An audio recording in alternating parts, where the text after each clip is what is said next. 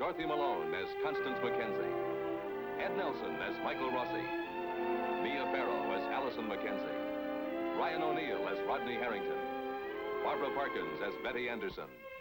Tim O'Connor as Elliot Carson. Christopher Connolly as Norman Harrington.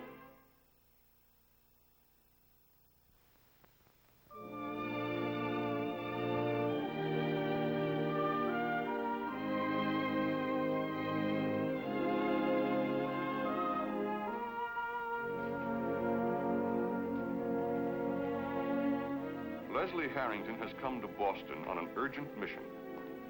He has come to ask a favor of a man who has every reason to help him.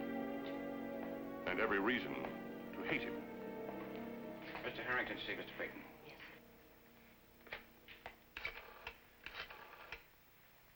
Mr. Harrington, see Mr. Peyton, please. That door, please.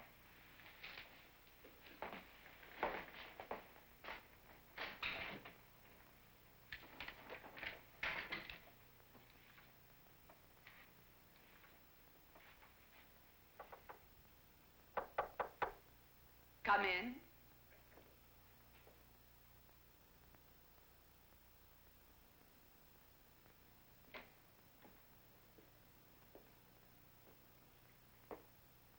Hello, Mrs. Cord. Mr. Harrington. It's been a long time since we've seen each other.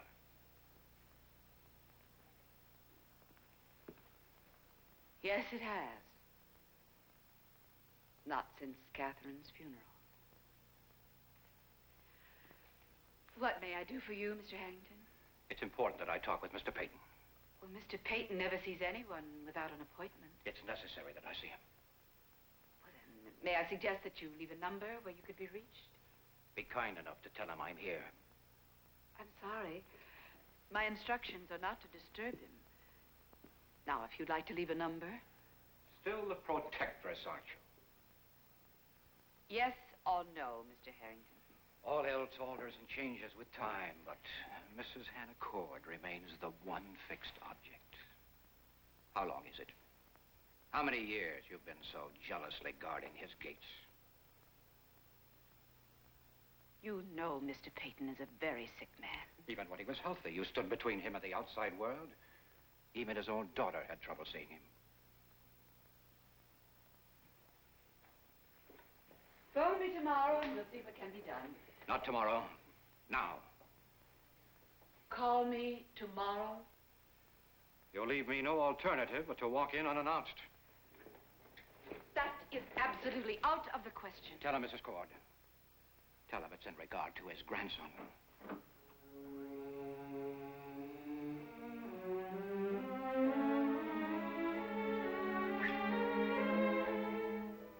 I'm sorry, Mr. Peyton. I told him that you weren't to be disturbed. Leave us alone.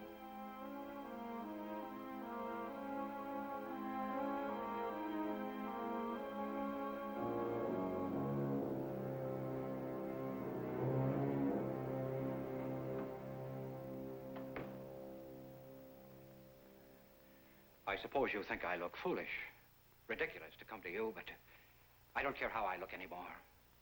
The only thing I care about now is getting Rodney out of jail. I never realized what a fumbling, pathetically inept person you are, Leslie. I never should have listened to Catherine. I never should have allowed her to marry you. Don't punish Rodney for something you feel I did to your daughter. Don't make him sit in a jail cell. He's been punished enough for something he didn't do. You destroyed my daughter. You destroyed her memory, too. Mr. Peyton, we've got to have the money for Rodney's bail. You must have committed the murder you gave Catherine credit for. Credit after she was long dead. I loved Catherine. I protected her and her memory as long as I could. I can't erase the truth of what she did. I can't bring her back for you.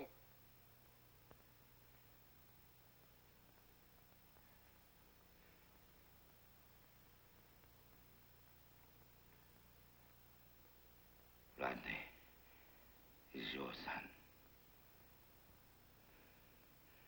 Or Herring. What can I do? I can't change anything. I can't take your place in that wheelchair. You're vile and corrupt. Rodney loved his mother. She loved him. Please help Rodney. I never should have made you manager of my mill.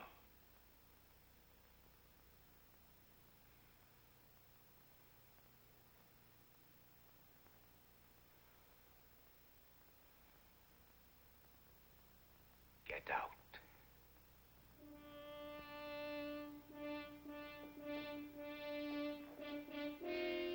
Get out.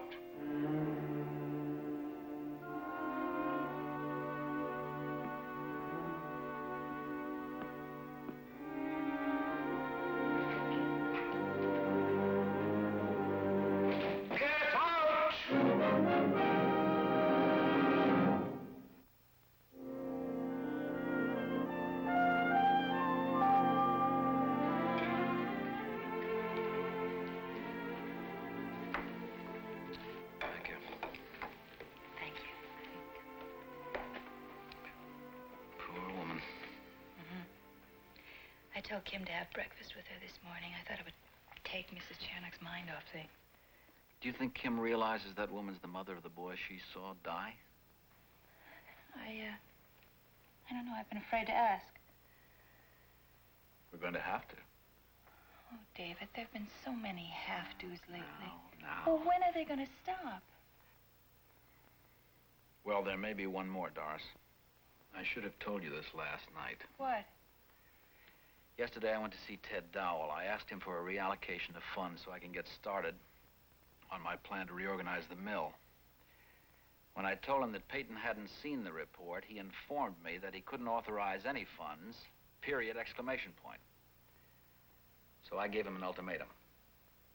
I'm to get the go-ahead from Martin Peyton or I bow out. Now, if he turns me down, we'll be leaving Peyton Place.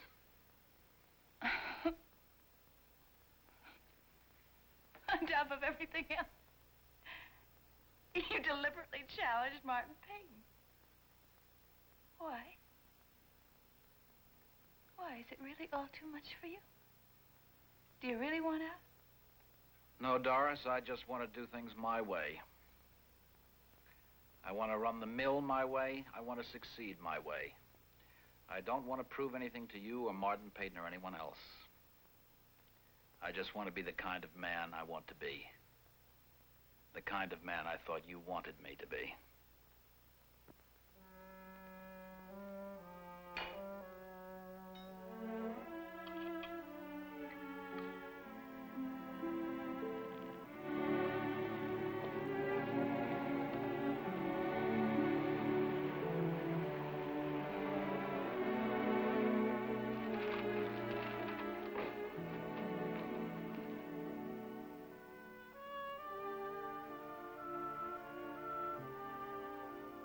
I was in town. I thought I'd stop by. You busy? Come in.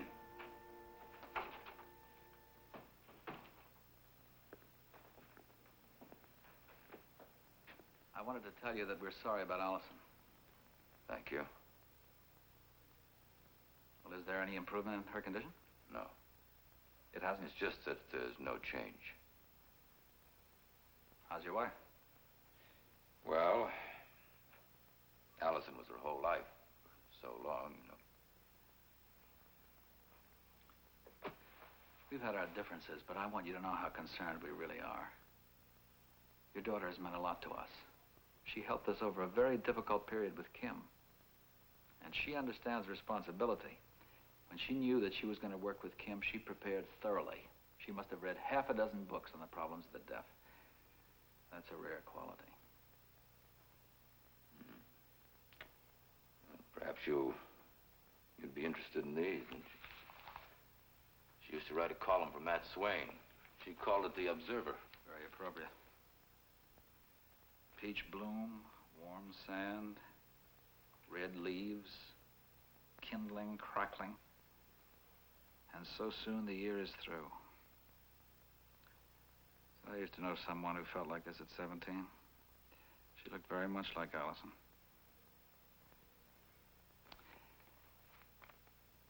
Maybe you sensed my very special feeling for Allison.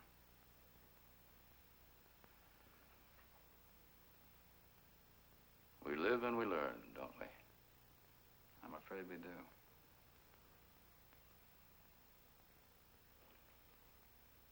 Well, I was trying to find another piece that Allison wrote. She wrote it last summer sometime. I haven't... Wait a minute, here it is. Yes. Have you ever been down to the seawall in Frenchman's Cove? No, I'm afraid I don't have time to explore the beach. Well, it's one of the earliest landmarks in the area, built by the Massachusetts Bay Company sometime in the early 1600s. Well, Allison wrote... Well, here, you... Listen to this. Hail wall. You've seen it all. The ebb and flow of days. Buttressed up, rooted deep. You know man and his ways. So be my compass. Tell my course. Will I anchor here forever, or will I finally sail forth? And what will be the weather? What mate will chart the seas with me, or harbor in my hand? Or will I tack and steer alone until I sight my land? Shall I be dashed upon the rocks? With broken masts, battered beams? Are people ever really spared except in dreams? Well, I'd like to be your oracle, forecast the greatest good. But you'll need to know how to run with the sun. And my legs are rock and wood. I feel no pain when I wrestle the storm or suffer the slap of the sea. And so I'm bereft of what pain can teach. Though I stand through eternity, you must look beyond this wall, my friend. Look to those things that are free. Look to the ships that conquer the deep. Look to the moving sea. In that peculiar dialogue, the wall made clear my lot. A human being is forced to choose. A monument is not. It's very beautiful. Yeah.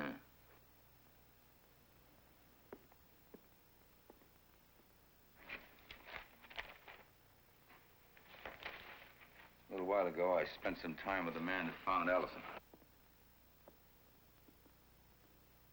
Probably the last person that saw her before she was hit. He said he saw her out by that sea wall, staring out into the ocean. So I remembered this poem, and I thought I'd use it as a preface to an open letter I'm preparing. I'd like your opinion on it. You mean as a loyal opponent of your editorial policy? Aren't those the only people whose criticism you can trust?